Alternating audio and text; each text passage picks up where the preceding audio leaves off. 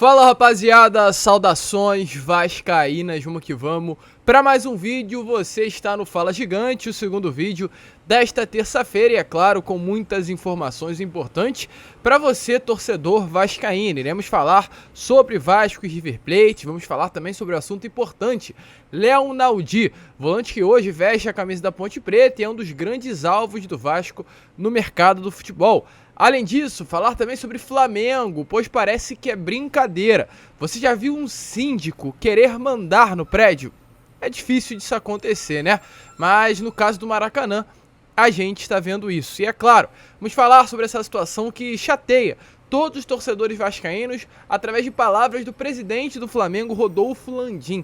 Fica tranquilo que a gente vai mostrar o que aconteceu a vocês, mas é claro, antes de começar, como eu sempre faço, aqui no canal do Gigante Vasco, quero dar as boas-vindas a todos vocês, torcedores vascaínos, que estão chegando aqui ao nosso canal pela primeira vez. Seja muito bem-vindo, este é o canal do Gigante, o canal do torcedor vascaíno, e é claro, meus amigos, se você ainda não é inscrito no nosso canal, aqui embaixo já se inscreva. Estamos por detalhes chegar aí a marca dos 83.600 inscritos, e caso a gente já tenha batido, quando você estiver aqui nesse vídeo, ajude-nos a chegar à marca dos 83.700 inscritos. Contamos muito com você, muito com o seu apoio, muito com a sua inscrição. Além disso também com o seu like, com o seu joinha, com o seu gostei, como você preferir chamar para ajudar na divulgação deste vídeo. Não esqueça também de ativar o sininho de notificação, deixar aí o placar dessa partida de hoje contra o River Plate aqui nos comentários.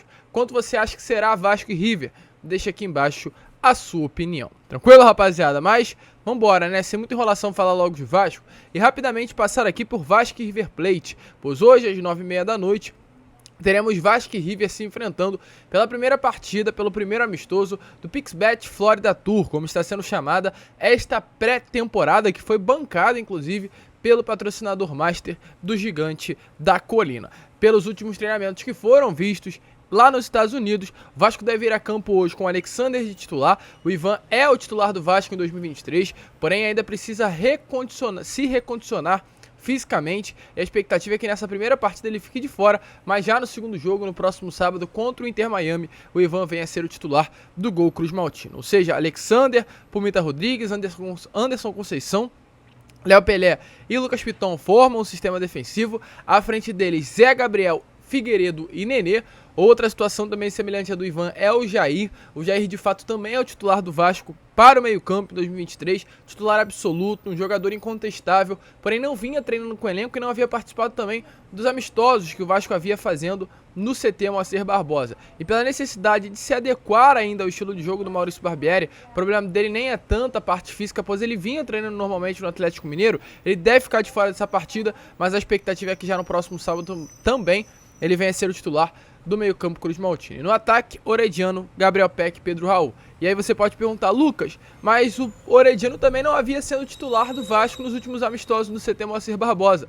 Mas o Orediano já estava treinando. Ele não havia sido titular nas partidas amistosas contra o Nova Iguaçu, Olaria, Pérolas Negras, pelo simples motivo do Vasco ainda não ter naquele momento oficializado o atleta, né? Então ele teoricamente não era um jogador do Vasco, não podia treinar, não podia jogar esse amistoso, né? Mas treino já estava treinando normalmente, inclusive já estava surpreendendo, encantando a todos os membros do departamento de futebol, todos os membros da comissão técnica, pela grande qualidade do Orediano, e hoje finalmente veremos ele em um amistoso. Jogador de muita qualidade, e essa trinca ofensiva vai dar o que falar. Orediano, Gabriel Peck e Pedro Raul, e o Vasco ainda busca novos jogadores no mercado. E é exatamente por isso que a gente vai falar sobre o Léo Naldi, pois hoje o Vasco vai com o Zé Gabriel e Figueiredo. O Zé Gabriel era um jogador muito contestado no ano passado na Série B do Campeonato Brasileiro, e o Figueiredo no ano passado atuou como lateral, mas na origem é um atacante. Então são dois jogadores, um contestado e um que está fora da sua posição, que realmente não traz muita confiança para o torcedor vascaíno se tratando dessa dupla de volante.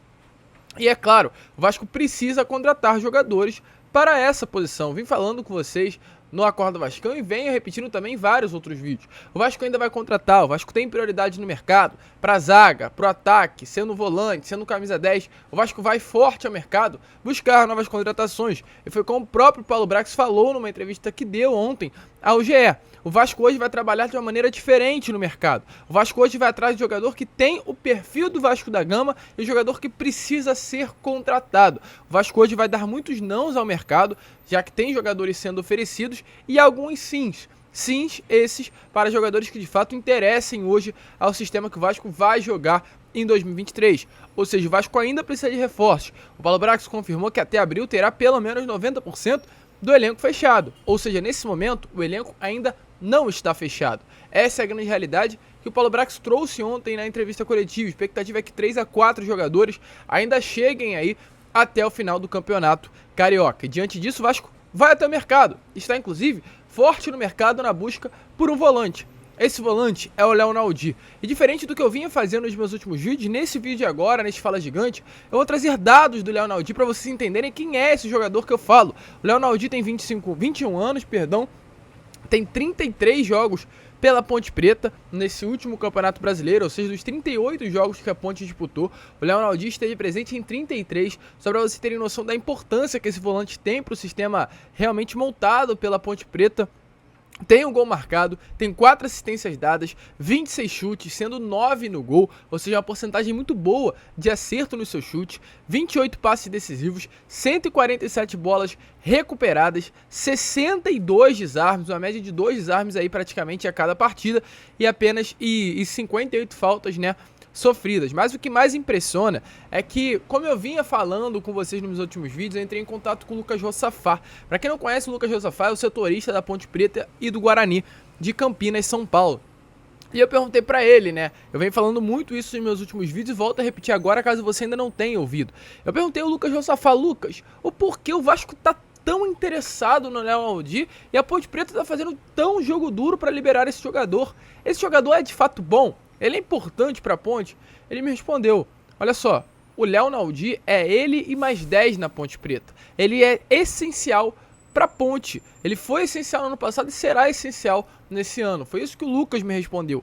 E não à toa, a gente vê o mapa de calor, que é a grande realidade. Tá aparecendo aí para vocês. O mapa de calor dele mostra aí, no caso, as regiões vermelhas, onde ele mais pisa, as regiões amarelas, onde ele pisa com mais frequência, e as verdes, onde ele pisa com a menor frequência.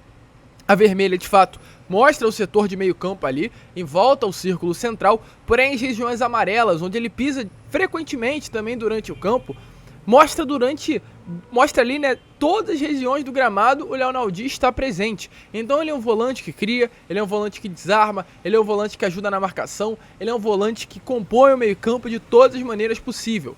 É um jogador de muita qualidade. E a gente vê nesse mapa de calor que é de fato isso. É ele e mais 10 na Ponte Preta. Não à toa tem 4 assistências para um volante. É mais ou menos o que o Andrei era para o Vasco no ano passado. Uma peça essencial, uma peça fundamental. Porém, o Léo Naldi para a Ponte é ainda mais uma peça importante. E exatamente por esse motivo o Vasco está afim.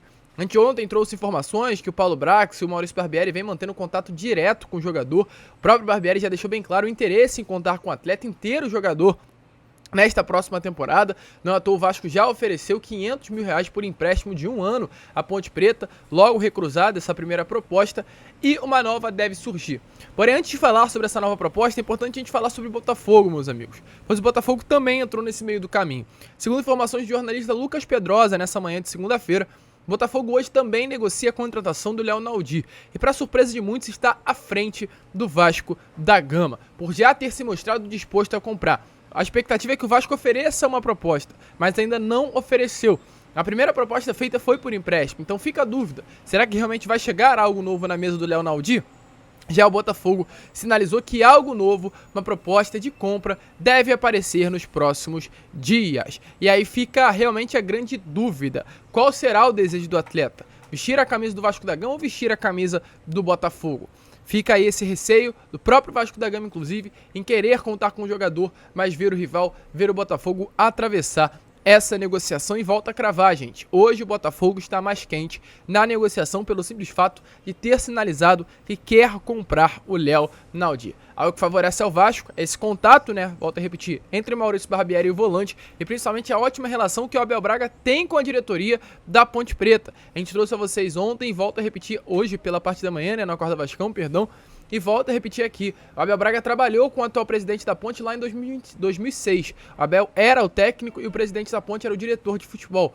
Então há esse contato também diário entre Abel Braga e o presidente da Ponte para tentar facilitar as negociações. Então é uma corrida contra o tempo. Porque se o Botafogo colocar a grana na mesa, a Ponte vai vender, pois está precisando de dinheiro. E o Joel Silva, um grande jornalista, setorista também, na manhã desta terça-feira trouxe a informação que o Vasco deve aumentar essa proposta. A proposta nova do Vasco seria pelo valor de R$1,5 milhão de reais fixos, com algumas metas que poderia chegar no valor de R$3 milhões, valor que a Ponte Preta gostaria de ter para vender o Léo Naldin. Então vamos ficar de olho, é um jogador de muita qualidade. É claro, o Vasco não vai querer o Léo Naldin para ser o titular, não é isso, não é o volante da Ponte Preta que vai mudar o Vasco da Gama. O Vasco da Gama tem Marlon Gomes, lembra-se disso, que está na seleção. O Vasco tem aí jogadores de qualidade, uma dupla Marlon Gomes já seria uma dupla muito boa, né?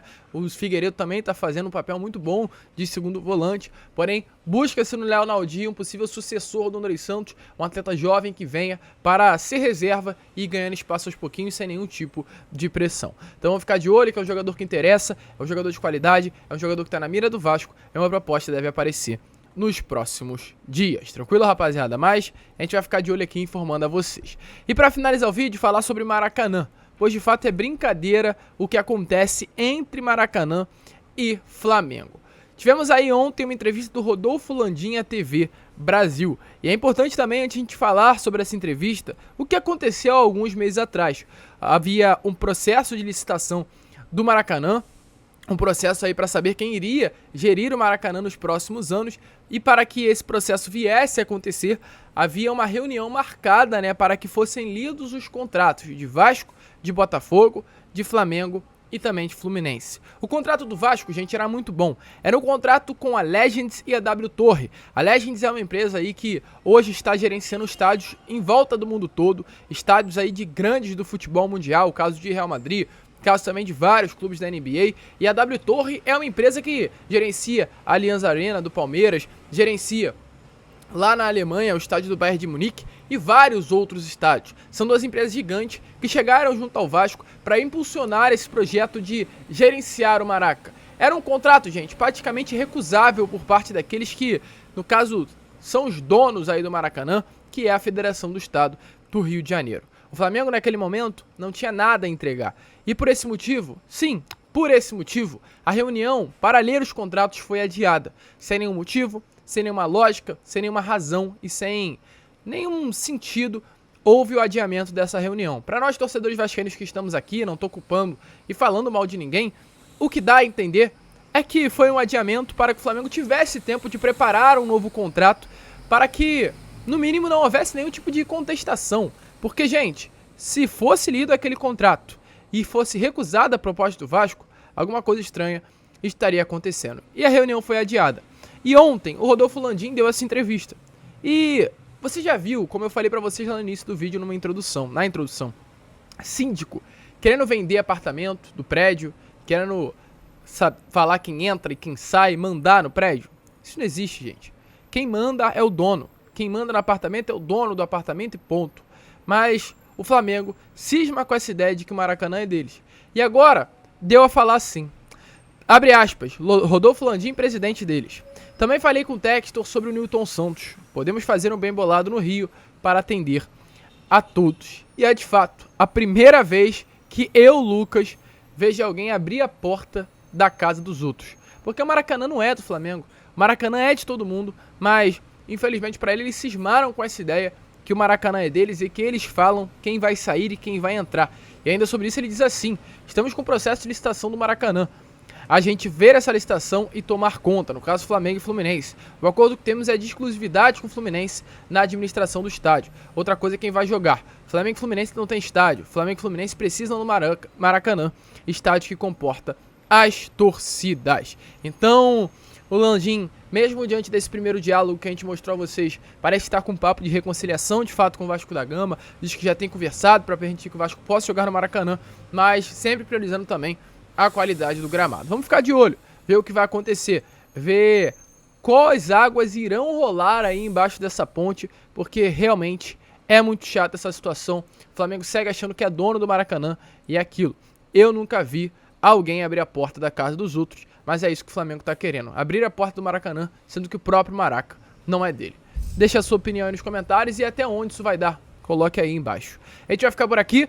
Este foi Fala Gigante, o segundo vídeo dessa terça-feira. E é claro, ainda hoje retornaremos com Boa Noite Gigante. Teremos ainda o pós-jogo pra você. Fiquem com Deus, vamos que vamos. E é claro, saudações vascaínas.